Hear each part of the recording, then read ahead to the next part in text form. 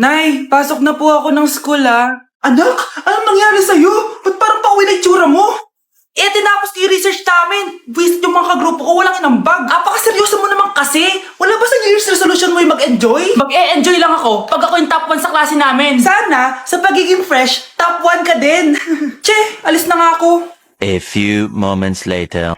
Tabi tayo Haray! Guys, tingnan niyo TikTok ni Crystal ang fresh. Wow, pati ba si Crystal ang fresh? Parang hindi siya na-stress nung bakasyon. Anyari si Ibe? Epekto ba yung walang jowa? Anong nangyari sa akin?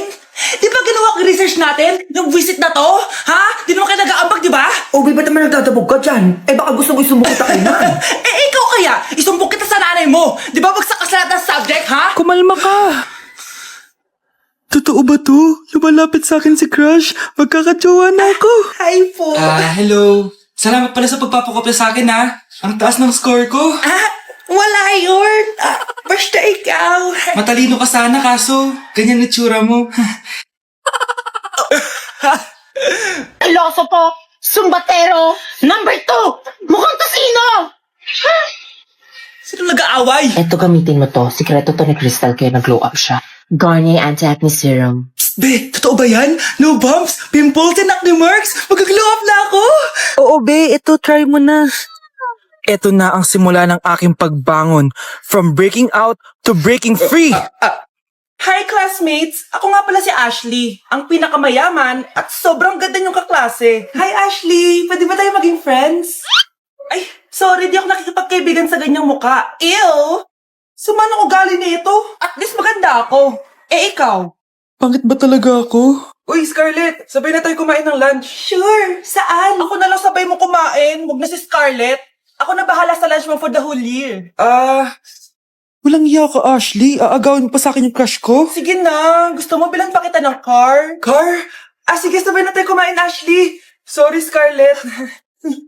Sorry, ako pinili niya. Eat well sa'yo, Bes, payag ka ba nun? Inagawan ka ni Ashley? Ano bang magagawa ko, Bes? Kailangan ko maging blooming. Hay naku, madali lang yung sagot dyan. Try mo tong Garnier Vitamin C Serum. Baka ito na the right one for you at hindi yung crush mo. Tama ka dyan, Bes. Kaso natatakot ako baka lalo lang ako maging haggard. Don't be afraid to try new things kasi. Malay mo ito na yung sagot para maging fresh ka. Sabi mo yun OMG, ang fresh na ni Scarlett. Ano kayang ginawa niya? Paano siya naging fresh? Hindi pwede to. Oh, ano ka Ryan Ashley? Mas fresh na si Scarlett kesa sa'yo. Scarlett, pwede ba tayong sabay kumain ng lunch mamaya? Che, di na kita kailangan. Sapat na sa akin ng Garnier Vitamin C Serum kasi it passes the hashtag Garnier yang che. Humanda ka na, Ashley. This is the beginning of my revenge. Anak, malapit na akong manganak.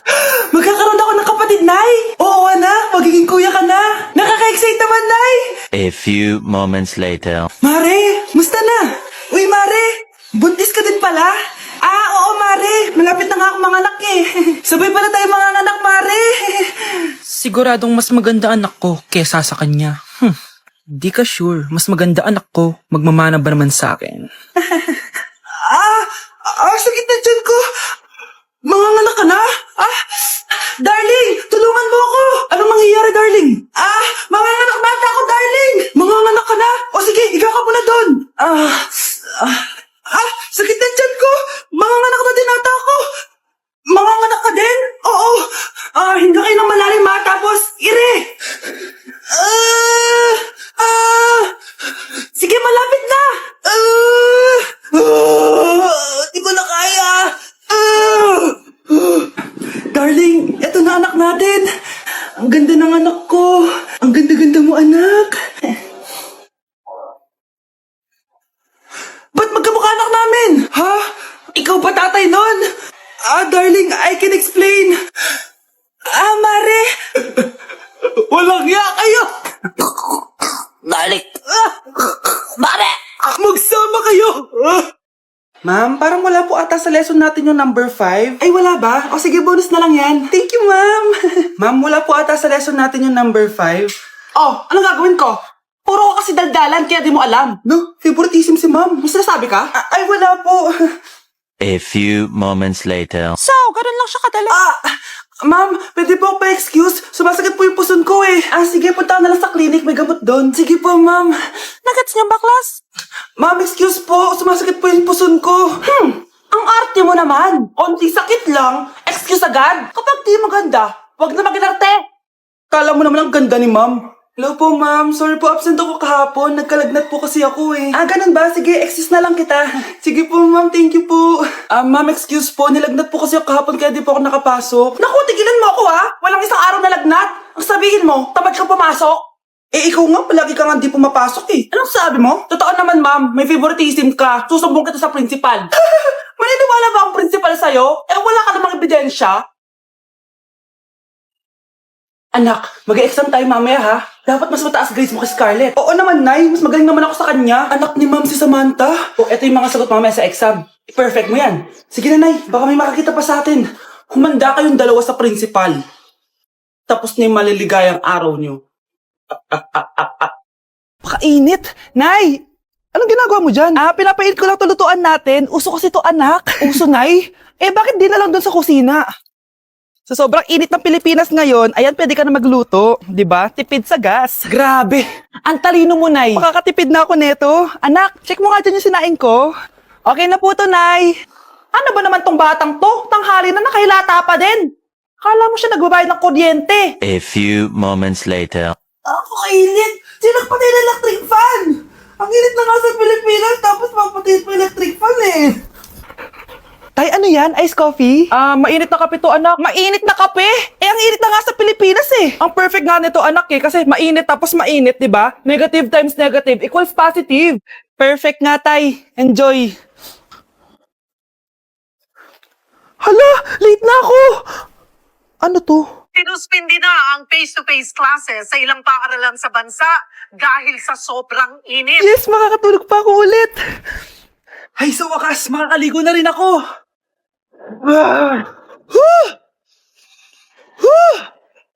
Hi, Cheska. Hi. Alam mo ba kung bakit mainit sa Pilipinas? Bakit? Kasi, hot ako. Pero natabo. Yan, init-init na ka sa Pilipinas tapos mag-joke ka pa ng ganyan. Sungit!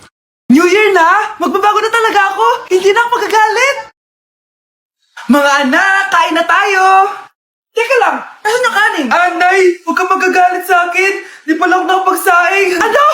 Oh, kalma ka lang. Huwag kang magagalit. Sige anak, magsaing ka na! Sige po, Nay! Nay, naputol ko yung hanger mo! Oh, kumalma ka. Huwag ka papadala sa emotion mo. Okay lang yan, anak. Bibili lang ako ng bago. Sige po, Nay.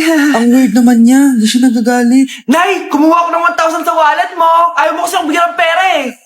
Oh, relax ka lang. Pera lang yan. Huwag ka magalit. Sige anak, mag-shopping ka lang. Go! Yes, easy money. Mga anak, matulog na tayo.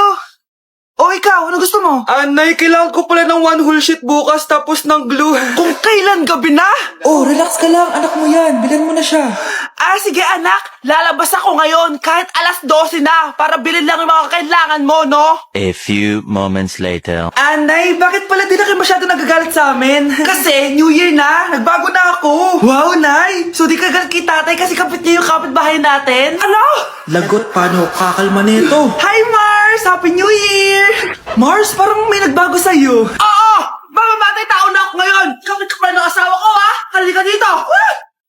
Bakit absent ka kahapon, Scarlett? Ma'am, nagkasakit po kasi ako. Nagkasakit? Tinatamad lang yan, ma'am. Papansin talaga tong si Samantha. Nasaan yung ebidensya mo na nagkasakit ka? Meron po akong excuse letter, ma'am. Ay, excuse letter lang? Nasaan yung medical certificate mo? Medical certificate, ma'am? Hindi naman po pumunta ng doktor. Paano ko malalaman na totoong nagkasakit ka? Ito po, ma'am, yung chat namin ng nanay ko. Ito po, ma'am, picture po ng thermometer na ginamit ko. Sus, kinuha mo lang yun sa internet eh. Papansin ka? Kulang sa pansin eh. Ay, hindi ko tatanggapin yan, be. Hindi kita i-excuse. Dapat medical certificate yung ibigay mo sa akin. Ma'am, kailangan kapag nagkakasakit, may medical certificate agad? Paano kung masakit lang yung katawan? Paano kung masakit lang yung puson? Kailangan mo agad ng doktor? Hindi kami mayaman, ma'am. Anak, kain ka na Darating yung mga kaibigan ko, Wag na wag mo ako ipapahiya. Sige, anak. Andyan na sila. Oo, tapos nagkita kami ng ex ko, di ba? Kayo pala yung mga kaibigan ni Scarlett. Gutom ba kayo? May pagkain dito, Ang pangit pala ng mama ni Scarlett, no? Isa lang yung mata. Huy, grabe ka naman. Nay, ano ba? Di ba sabi ko sa'yo, huwag mo ko ipapahiya? Kainis. Umalis ka nga dito. Huwag kita makita. Sorry, anak. Tara na nga, labas na nga lang tayo. May panira dito, eh. Tara, anak, sandali. Anak, Scarlett, graduation mo pala bukas? O tapos? Si nanay ba yung aakyat sa stage? Ay, hindi! Si tita na lang isasama ko. Papahiya mo lang ako eh. Buti pa si tita, kompleto yung mata. O sige, proud ako sa'yo anak ha. Kainis, bakit kasi isa lang yung mata mo? Balang araw, anak. Malalaman mo rin kung bakit. Diyan ka na nga, marami pa akong gagawin. Ano bang ginagawa natin sa hospital, tita? Sumama ka na lang, Scarlett. May kailangan ka malaman. Scarlett? Ikaw yung anak ni Susan, right? Oo, Doc. Ako nga si Scarlett. Ba't kilala mo ko? Oh, yes. I remember. Ikaw yung batang na-aksidente dati, yung nabulag yung kaliwang mata. Buti na lang dinonate ng nanay mo yung kaliwang mata niya para sa'yo. Kaya pala isa lang yung mata ni nanay. Alam mo, sobrang mahal ka ng nanay mo. Huwag mo siyang papabayaan, ha? Huwag kayong maingay, nandiyan na si ma'am. Okay, class. Pass these papers to your classmates. Ma'am, tapos na ako. Wow, ang bilis mo ha. Class, basahin niyo maayos yung instructions ha. Capital pala dapat. Thank you, ma'am. Capital, ma'am. Huwag kayo magmadali sumagot ha. A few moments later. Ang lesson natin for today ay mga unggoy. Magbigay kayo ng mga halimbawa ng mga unggoy. Ma'am, oranggutan. Tama. Ma'am ako, ma'am. Tama. Okay, class. Ang galing. So, nakapag-check na ako ng mga exams nyo. At, si Scarlett lang ang nakakuha ng 99. Yes! Talino talaga! Bawi din kayo, guys. At lahat kayo? Perfect! Ako pala yung bobo. Class, so mag-vote tayo for Muse. So, sino ang ino-nominate nyo? Ma'am, I nominate Scarlett for Muse. Uy, guys, ano ba? Parang yung tanga dyan. Class, seryoso to ha. Huwag kong gawin joke. Tapos pinuntahan niya ako. Scarlett! Total, maingay ka naman. Gusto mo bang magturo dito sa harap? Sige po, ma'am. Ang tapang niya. Sige, Scarlett. Pwede ka na magturo. Ako na yung bagong teacher ngayon, di ba?